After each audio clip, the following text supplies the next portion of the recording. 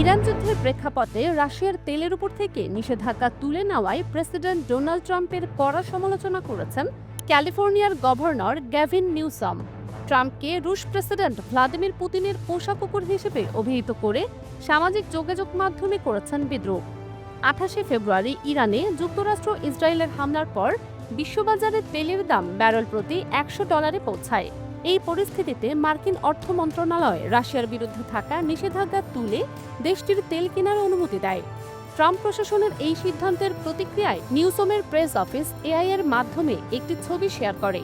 ছবিতে দেখা যায় পুতিন ট্রাম্পকে কুকুরের মতো গলায় ফিতা বেঁধে টেনে নিয়ে যাচ্ছেন। মার্কিন বাণিজ্য মন্ত্রী স্কট বেসেন্ট জানান, বৈশ্বিক জ্বালানি বাজারে স্থিতিশীলতা বজায় রাখতে এবং তেলের দাম নিয়ন্ত্রণে রাখতে প্রেসিডেন্ট ট্রাম্প এই পদক্ষেপ নিয়েছেন।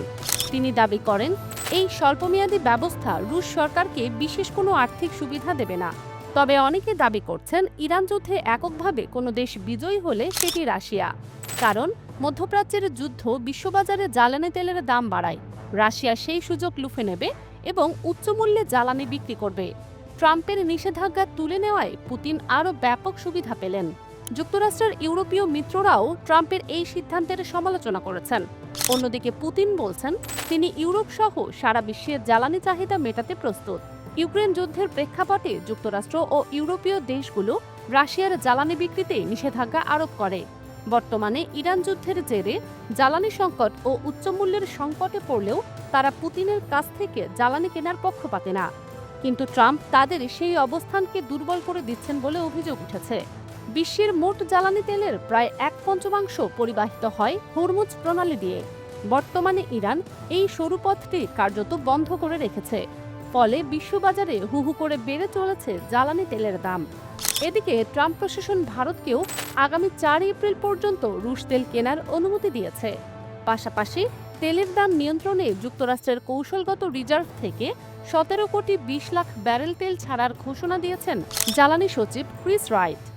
সাম্প্রতিক সময়ে ট্রাম্প প্রশাসনের নীতিগুলোর কড়া সমালোচনা করে আলোচনায় এসেছেন গ্যাভিন নিউসম। কয়েকদিন আগেই ট্রাম্পের মানসিক অসুস্থতা নিয়ে প্রশ্ন তুলে নিউসম তাকে ব্রেন ডেড মরণ বা নির্বোধ বলে অভিহিত করেন। তিনি ট্রাম্পকে শিশুদের ওপর বোমা হামলাকারী হিসেবেও অভিযুক্ত করেন।